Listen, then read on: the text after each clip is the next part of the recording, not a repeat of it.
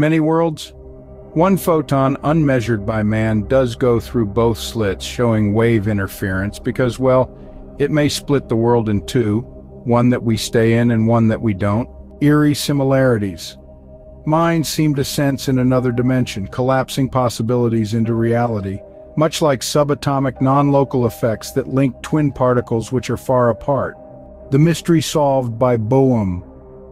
Does back action of a particle on its pilot wave in concert with the wave's guidance create the elan vital, the stuff that consciousness is made of? The elan vital, a particle's back action may be zero on its guide wave, becoming randomness, but at the mind-brain level, could the brain feed back to the mind's guide wave and vice versa? The well of being, the quantum substrate's the mother of all, of both matter and consciousness. The quantum mind tries out new ideas through scenarios of consequences. The buck stops here. Does Atlas underlie the universe, standing upon the back of a turtle? Is there an eternal basic substance, or is it turtles all the way down? Composite entities. A God who is a person would, like us, be dependent on and exist after the ground of ultimate reality, and so could not in itself be its own cause. We are it. A God which is not a person would be the ground of ultimate reality. Energy, awareness, or what you like, the source of which forms is our consciousness. Human nature. God said to Adam and Eve in Eden, "Do what you like, but don't eat the apple." Even we know that when you tell children not to touch something, they certainly will. Forbidden thoughts. Thoughts good and bad come and go as the brain looks at itself without assigning values. Still, lucky that others can't read our minds, though forbidden thoughts are normal and sane. Just think of it. If you try hard not to think of something, then you will just think of it all the more. So, if told to avoid impure thoughts, you'll think of people naked beneath their clothes. A poor example.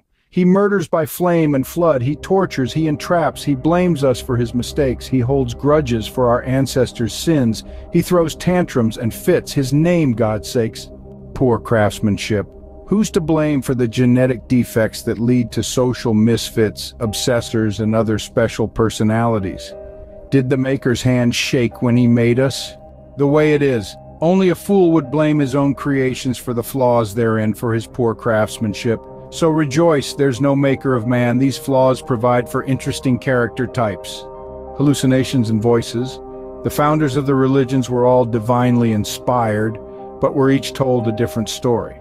Now we know that their visions were but psychotic episodes. Well, actually really the quieting of the brain's self-boundary ID center during focus on mantras, hymns, or prayers is a neurological effect and nothing more.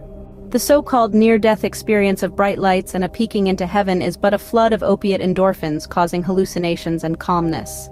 Does awareness, our soul, have any will before birth or after death without a brain and a mind for memory, senses, and decisions? No, not as we know it. If souls are eternal, then where were they during the eternity before births? Non-existence is non-existence, whether it comes before or after a lifetime. There can be no distinct and enduring personal identity after death. For brainless, mindless souls share with others the basic ground of existence, space-time.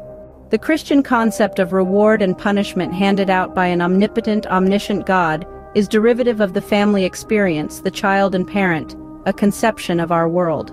Most deep religious beliefs are shaped by little more than local social forces, Jewish, Buddhist, Islamic, Christian, or none. So then, how deep and meaningful are they? The chimps, with whom we share 98% of our DNA through common ancestors, are just about as special as we are, for they have consciousness and feelings too. God is merely the quantum wave function of the entire universe, hardly some vengeful and overly emotional superbeing who thrives on adoration. Energy is eternal, for it can neither be created nor destroyed, being made but of itself, omnipresent. It's the mother of all reality. The universe is the ultimate free lunch, it bubbling out of nowhere into now here, from the quantum foam via strings or quarks, the ground of ultimate reality. The universe bubbled out of nothing, pluses forming matter, minuses residing in forces, all in perfect balance, self-sufficient, needing nothing outside of itself, zilch. I'm the all in the one, omnipresent, for I'm eternal and can neither be created nor destroyed, being my own cause and the ground of all. I am energy.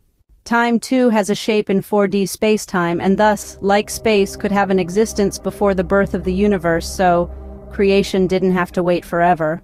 Evolution had no real direction except what was advantageous to life. However, since we are here, the tendency to exist was in matter all along. We cannot see beyond the quantum realm.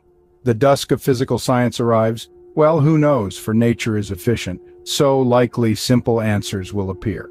Physics, once more direct, is now but an immaterial science of math shadows, while mysticism, once but a fogged notion, claims the direct observation of the light. People can't usually ever see further than an order of magnitude beyond where they are rutted, but some can intuit ultimate reality. It's said in my dreams, of ever waking, it's hard to convince you in dream language as when in wakeful reality to tell you of that which is beyond telling. During meditation, one clears the mind, and so then there is no self, just one quail, a near-nothing hinting that you are. Is this what it's like to be an electron? Meditation shifts intention away from controlling and acquiring toward acceptance and observation one takes in instead of acting upon. Enlightenment's not grasped or possessed, for acquisitive aim locks the secret out, the same mentality that one begins with. This is why the secret protects itself. The spiritual refers to profound connection, though not through visions or ecstatic emotion, but by the experience of connectedness that underlies reality and nothing more. Awareness is the ultimate being, fundamentally connecting with ground. It cannot be known in terms of worldly objects. It's like, well, you have to be there.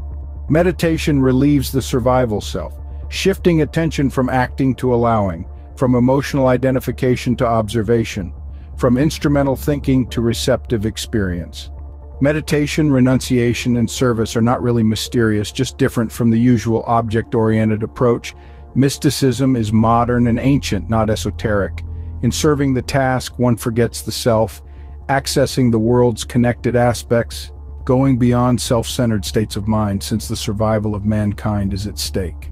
Being is to doing as ground is to figure, as subject is to object, as essence is to existence, as awareness consciousness is to mind-brain, as the ultimate simplicity is to the composite.